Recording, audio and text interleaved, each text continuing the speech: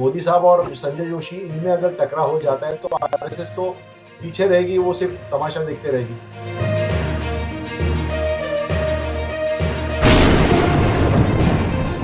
नमस्कार दोस्तों, आज हम बात करेंगे भारतीय राजनीति के उस बड़े सस्पेंस पर जिसने दिल्ली से लेकर नागपुर तक हलचल मचा रखी है। बीजेपी अध्यक्ष पद की घोषणा को लेकर पिछले कई महीनों से जो खींचतान चल रही है वह अब खुलकर सामने आने लगी है। सवाल ये नहीं है कि नया अध्यक्ष कौन होगा, सवाल ये है कि आखिर इतना लंबा इंतजार क्यों बीजेपी बार बार नाम की घोषणा टाल रही है। और सबसे बड़ा सवाल, क्या ये देरी सिर्फ एक नाम की वजह से है? जी हाँ, उस नाम का जिस पर आरएसएस अड़ी हुई है और जिसे मोदी शाह की जोड़ी आज भी स्वीकारने को तैयार नहीं। वो नाम है संजय जोशी। महीनों से लटका फैसला। बीजेपी के लिए ये कोई असाधारण समय नहीं है। लोकसभा चुनाव के बाद से पार्टी में बड़े बदलाव की बातें हो रही थी। जेपी नड्डा का कार्यकाल खत्म हुआ, फिर उसका एक्सटेंशन हुआ, फिर कहा गया कि नया अध्यक्ष जल्द आएगा, लेकिन महीने बीत गए और हर बार कोई ना कोई बहाना। कभी कहा गया कि राज्य चुनावों की वजह से रोकना पड़ा, कभी किसी अन्य वजह से, लेकिन अंदर ही अंदर कहानी कुछ और है। पार्टी सूत्रों के मुताबिक यह देरी किसी कैलेंडर की मजबूरी नहीं, ये है आरएसएस और बीजेपी के अंदरूनी खींचतान। आरएसएस का स्पष्ट संदेश है, संगठन में संतुलन चाहिए और वह संतुलन तभी आएगा जब मोदी शाह के बढ़ते वर्चस्व के बीच आरएसएस के पसंद के चेहरे को जगह मिले। और इस बार आरएसएस का जो नाम सामने है वह है संजय जोशी।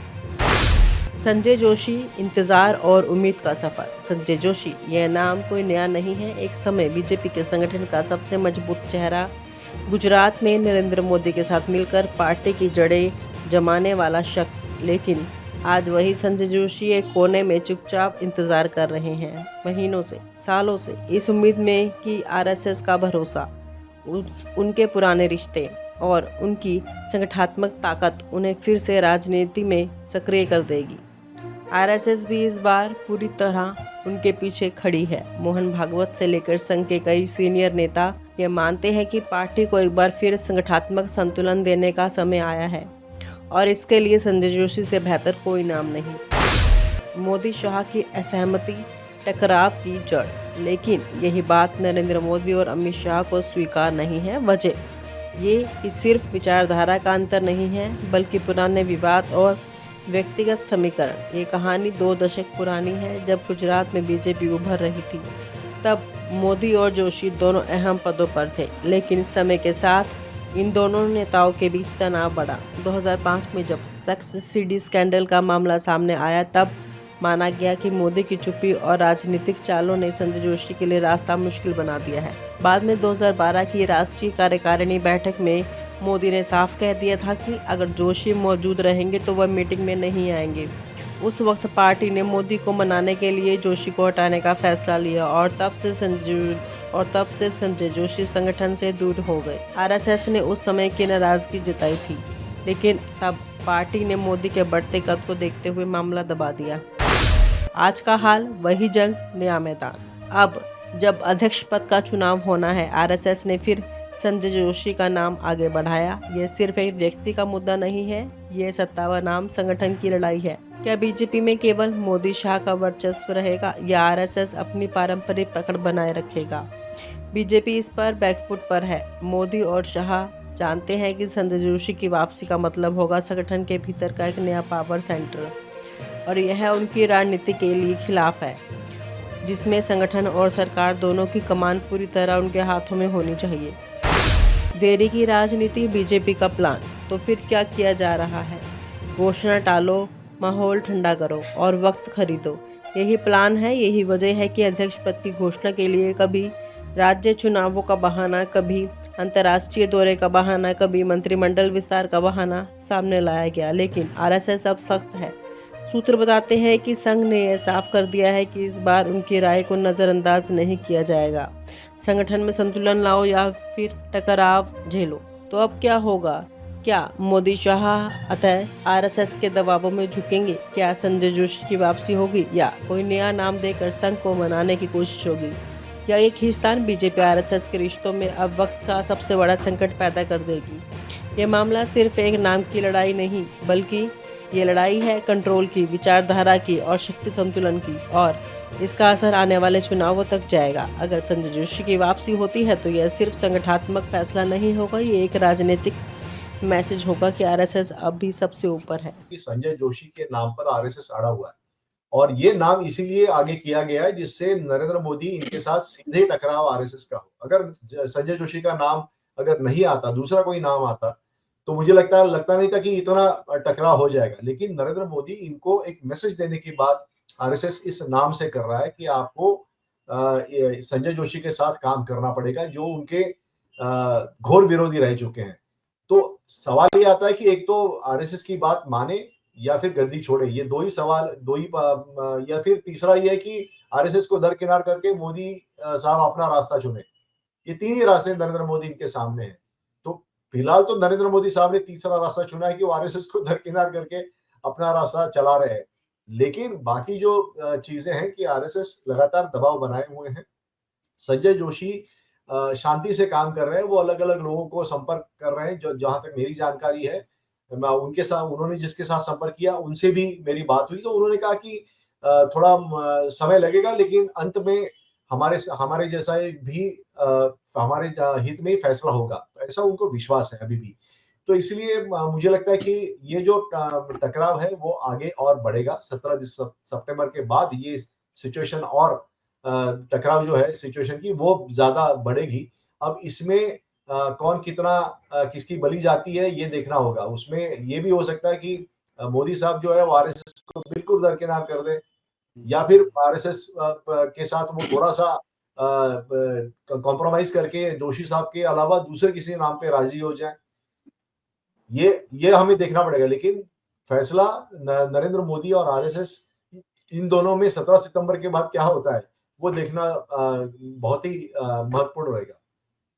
सर, क्या संघ वास्तव में पार्टी के नेतृत्व में हस्तक्षेप करने वाला है या केवल एक मानसिक दबाव बनाता है कि उनको संघ को लगता है कि हाँ नहीं, ये तो बात सर बिल्कुल सच भी है कि नरेंद्र मोदी एक बड़ी फिगर है। नरेंद्र मोदी के नाम पे वोट डले हैं। जिस प्रकार से गुजरात में दंगे हुए थे और जो उन्होंने अपने एक अपनी क्या बोलते हैं व्यक्तित्व बाहर निकाल के लाए कि एक हिंदूवादी नेता की तरीके से लाए, उसका उनको बेनिफिट भी मिला।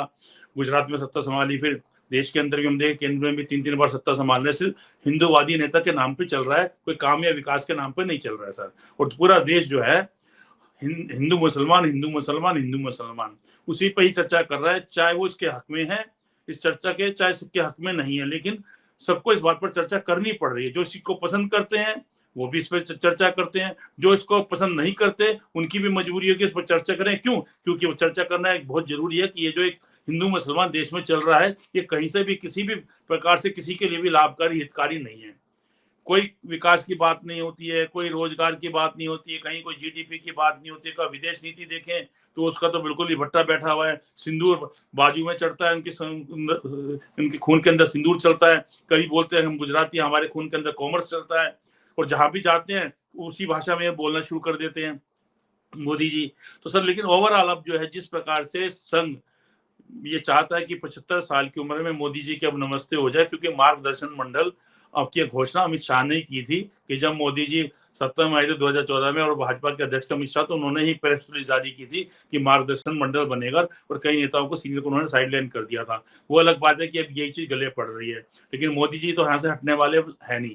तो सर संघ जो है जिस प्रकार से संजय जोशी के नाम को लेकर अड़ा हुआ है, तो क्या सर वो सिर्फ संजय जोशी तक सीमित है, या वो ये भी चाहते हैं कि हम जो है नरेंद्र मोदी और अमित शाह इन पर दबाव बना के रखें, और भाजपा में भी अपनी एक जो मजबूती थी जो इनको इनके नेताओं ने इन लोगों ने कमजोर करने की कोशिश की है, उसको हम फिर दोबारा से मजबूत करें। तो सर ये एक रणनीति है या सिर्फ एक इन दोनों नेताओं पर, गुजरात के जो नेता हैं उन पर दबाव बनाने की एक मानसिकता है सर?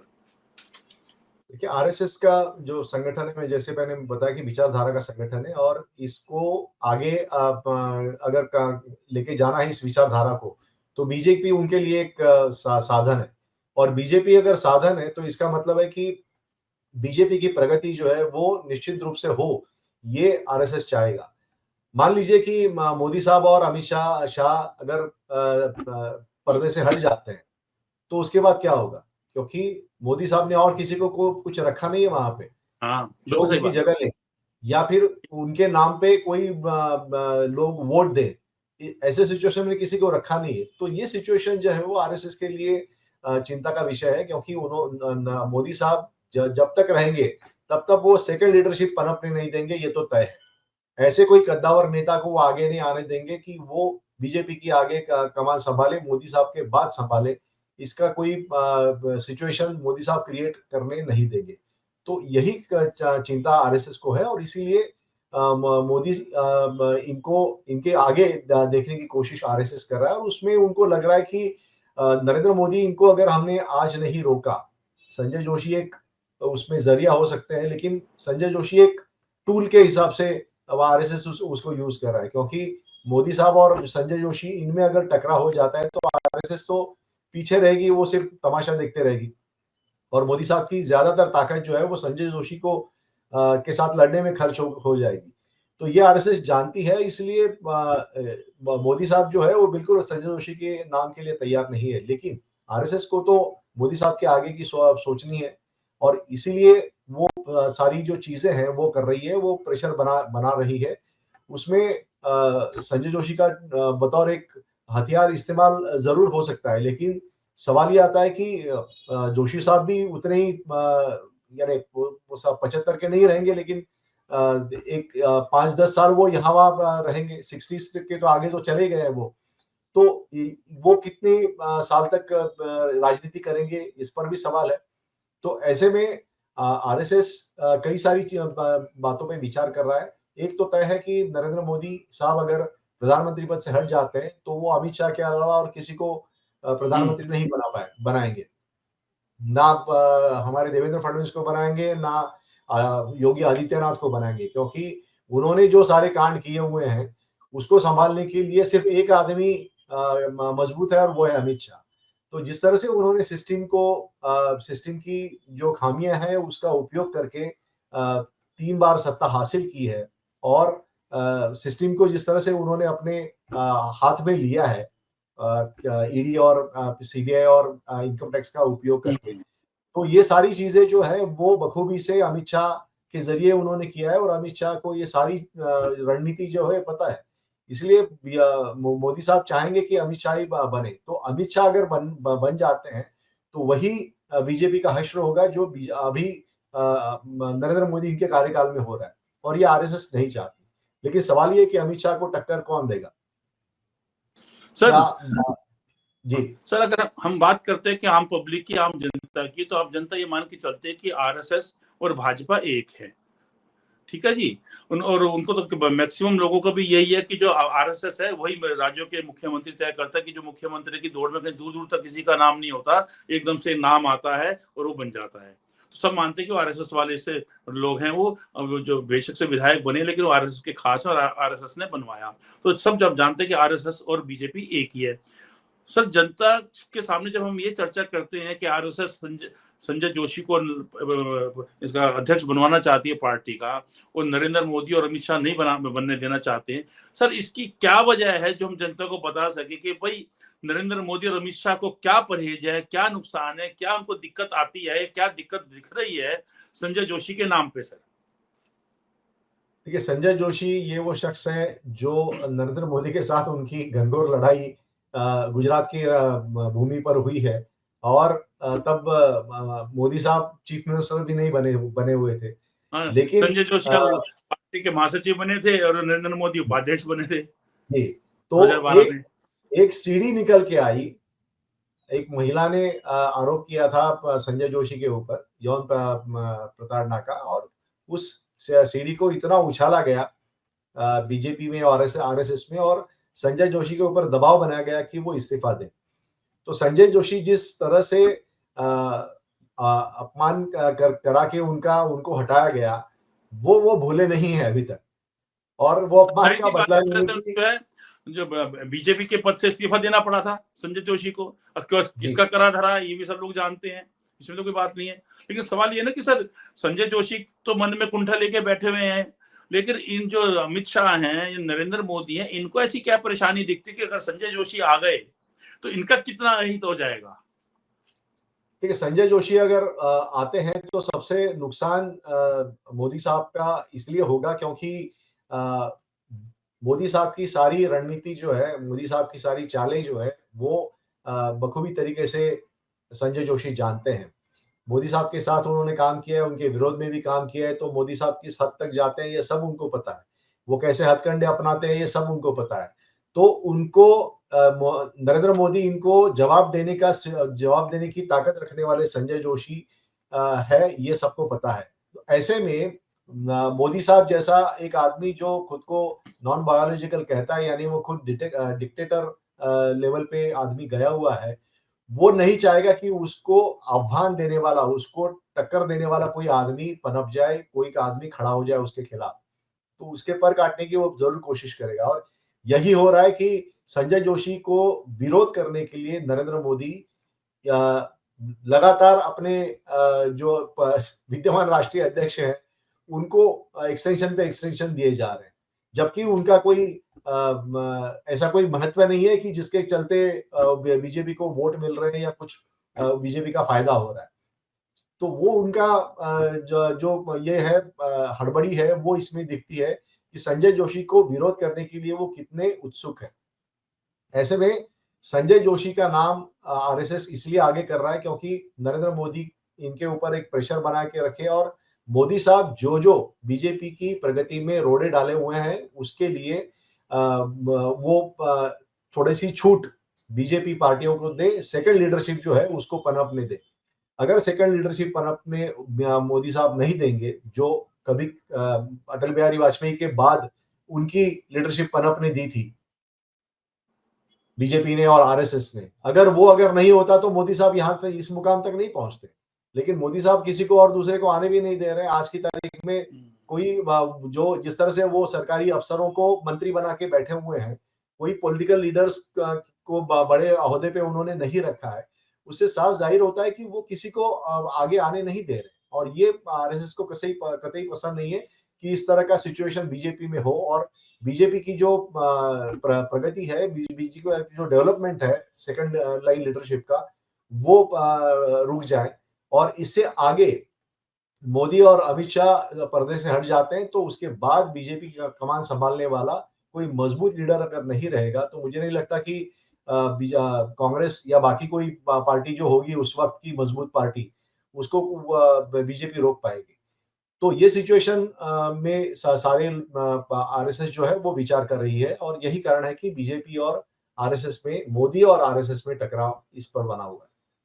संजय जी, सॉरी सुभाष जी, अगर संजय जोशी आरएसएस में कोई बड़ी कमांड लेते हैं, अगर वो भाजपा के जो है अध्यक्ष नहीं बनते या नहीं बन पाते, लेकिन अगर संजय जोशी आरएसएस में कोई बड़ी कमांड लेते हैं, तो क्या बीजेपी में मोदी शाह की स्थिति पर कुछ प्रभाव पड़ेगा? क्या यह मोदी शाह और संघ के बीच जो सत्ता का संघर्ष है उसको और बढ़ा देगा? देखिए, इससे जाहिर है कि वो अगर आरएसएस में नंबर 2, नंबर 3 अगर वो बन जाते हैं ऑफिशियल रूप में, क्योंकि अभी वो ऑफिशियल रूप में कहीं नहीं है, ऑफिशियल रूप में बन जाते हैं और उनको बीजेपी के साथ कोऑर्डिनेशन करने की का जिम्मा दिया जाता है, तो मुझे लगता है कि टकराव की सिचुएशन और बढ़ेगी। और ऐसे में मोदी साहब किसी भी हद तक जा सकते हैं, ये आरएसएस को पता है। तो इसलिए संजय जोशी को अभी तक ऑफिशियल जो पोस्ट है आरएसएस में, वो भी नहीं दिया गया। यानी आरएसएस अभी भी देख रही है कि संतुलन बना के देने की कोशिश कर रही है अपनी तरफ से, कि इस पूरे मामले में बातचीत से हल निकल के आ जाए, और ये चीजें आगे रहेगी। लेकिन एक जरूर है कि 17 सितंबर के बाद मोदी साहब पे प्रेशर बनाने की जो प्रक्रिया है वो ज्यादा और तेज हो जाएगी। सर, अभी जैसे हम चर्चा करें उसी से जुड़ा सवाल है कि बीजेपी और आरएसएस के बीच संतुलन बनाए रखने के लिए सर क्या कदम उठाए जा सकते हैं, क्योंकि मामला तो फंसा हुआ है सर। और ये इसमें बाद में कोई दो राय नहीं कि वाकई में नरेंद्र मोदी और अमित शाह किसी भी सूरत में नहीं चाहेंगे कि संजय जोशी जो है वो भाजपा के राष्ट्रीय अध्यक्ष पद पर आए, तो वो उस कुर्सी पर बैठे। और इधर से जो है आरएसएस भी चाह रहा है, पूरी जोर लगाया हुआ है कि हाँ नहीं, संजय जोशी जो है राष्ट्रीय अध्यक्ष बने। और यहाँ तक भी अब चर्चा आ रही है कि अगर कहीं अध्यक्ष पद में कोई दिक्कत आई तो आरएसएस में बड़ी कमांड दे दी जाएगी। बड़ी कमांड मिलती है तो फिर बात वहीं की वहीं आ जाएगी कि आरएसएस के बिना भाजपा का भी जो है सिर्फ कुछ रह नहीं जाता है, जो सच्चाई है। जो जमीन से जुड़े हुए लोग हैं वो आरएसएस के ही हैं, और जैसे आपने पहले भी कहा था कि आरएसएस की वजह से ही एक ये जो है अनुशासित पार्टी मानी जाती है, जो कि सच्चाई भी है। तो सर इन दोनों के बीच में, आरएसएस और भाजपा के बीच में संतुलन बनाए रखने के लिए क्या कुछ हो सकता है? मामला तो उनका फंसा हुआ है सर, बात सिर्फ हम संतुलन की करते हैं सर। ठीक है, संतुलन तभी बनेगा जब नरेंद्र मोदी और अमित शाह, इनका डोमिनेंस जो बीजेपी पे है वो खत्म होगा। वो डोमिनेंस अगर खत्म नहीं होता तो संतुलन बनने का कोई सिचुएशन ही नहीं है।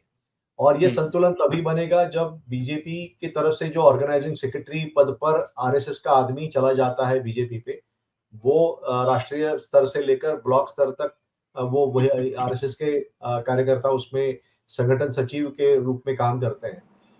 आज की तारीख में वो महज एक म्यूट स्पेक्टेटर जिसको कहते हैं, वो मूक दर्शक बन के रह गया, क्योंकि सारी जो सिस्टम है वो मोदी और शाह इन्होंने हाईजैक की है। वो जो कहते हैं वही अंतिम सत्य होता है, उसमें बाकी और कोई आदमी जो है वो ज्यादा इंटरफेयर नहीं कर सकता। उनके पास जो सिस्टम है खुफिया एजेंसी की तरफ से भी है, प्राइवेट एजेंसीज की तरफ से भी है, वो अपना अपना इंफॉर्मेशन निकाल लेते हैं। उनको आरएसएस के कार्यकर्ताओं की जो जमीन से जुड़े हुए हैं लोगों में जाते हैं, उनके फीडबैक की आजकल जरूरत नहीं है। तो आरएसएस का जो सिस्टम है वो रिडंडेंट किया है आज की तारीख में मोदी और शाह इन लोगों ने। तो आरएसएस के कार्यकर्ता खुद को महसूस कर रहे हैं कि वो बीजेपी में है, आरएसएस के लिए भी लोगों में काम कर रहे हैं, बीजेपी की छवि और बढ़ाने के लिए, लेकिन आज की तारीख में उनकी कोई सुन नहीं रहा है। महाराष्ट्र की अगर बात करें तो बीजेपी के कार्यकर्ता जो है वो हाशिए पे है, और वहां पे एकनाथ शिंदे और अजित पवार जो कभी बीजेपी के खिलाफ काम कर रहे थे, आज उनके कार्यकर्ता बीजेपी के कार्यकर्ताओं के ऊपर उनकी ताकत पहुंच गई है। उनको ज्यादा सत्ता में फल मिल रहा है, उनको ज्यादा सत्ता में ताकत मिल रही है। तो ये सिचुएशन जो है वो नरेंद्र मोदी और अमित शाह इनके कारण ही आई हुई है, और इसके लिए कोई संतुलन आज की तारीख में नहीं है। लेकिन ये संतुलन बनाने का काम आरएसएस करना चाहता है, मोहन भागवत करना चाहते हैं, और इसीलिए वो कह रहे हैं कि डोमिनेंस जो है नरेंद्र मोदी और अमित शाह इनका वो कम हो जाए। और वो कम करने के लिए जैसे शोले का डायलॉग है कि लोहा लोहे को काटता है, तो इसलिए मोदी साहब के खिलाफ वो संजय जोशी को लाना चाहते हैं, जिसके लिए मोदी साहब अभी तैयार नहीं है। सुभाष जी, ये तो सब जानते हैं और हमारे शास्त्रों में भी लिखा है और हमने सब जगह पढ़ा है सर, कि जो चीज सख्त होती है वो टूट जाती है, और जो लचीला होता है, झुकता है, वो फिर सीधा खड़ा हो जाता है। तो सर ये बात साफ है कि जिस प्रकार से माहौल चल रहा है और नरेंद्र मोदी और अमित शाह अड़े हुए हैं, तो उससे इनको कोई अच्छा रिजल्ट नहीं मिलेगा, और उसका नुकसान जो है पार्टी को भी होगा, क्योंकि भाजपा के बिना आरएसएस का अस्तित्व नहीं है। क्योंकि सर सत्ता से तो लोगों को जुड़ना बहुत अच्छा लगता है, चाहे कोई भी कहे कि हम कितने अनुशासित क्यों नहीं, लेकिन सत्ता की वजह से उन्हें लाभ तो मिलते ही हैं। और ऐसा ही आरएसएस के बिना भाजपा के भी अस्तित्व नहीं है। तो सर इन दोनों के बीच में जो नरेंद्र मोदी और अमित शाह हैं, जो बिल्कुल अड़के खड़े हुए हैं, तो सर इससे तो नुकसान ही होगा। और अभी ये मामला चलता रहेगा, फिर बहुत जल्दी हम दोबारा से आपसे इसी बात पर चर्चा करेंगे, क्योंकि अभी ऐसा नहीं लग रहा कि कोई 10-5 दिन के अंदर ये मामला अभी सुलझा। अभी तो मामला इसी पे उलझेगा कि जब क्या नरेंद्र मोदी पीएम की पद छोड़कर मार्गदर्शन मंडल अपनाते हैं या नहीं अपनाते, और जब नहीं अपनाएंगे तो फिर एकदम से मामला गर्म हो जाएगा और आरएसएस को भी काफी कुछ कहने सुनने का या कुछ करने का एक मौका और मिलेगा। इंतजार करते हैं और आपसे बहुत जल्दी फिर दोबारा से इस मुद्दे पर भी चर्चा करेंगे। नमस्कार सर। धन्यवाद। और आप हमसे जुड़े रहने के लिए सब्सक्राइब करें YouTube पर, फॉलो करें Twitter पर और लाइक करें Facebook पर। और ज्यादा जानकारी के लिए आपको टाइप करना होगा सिर्फ न्यूज नशा।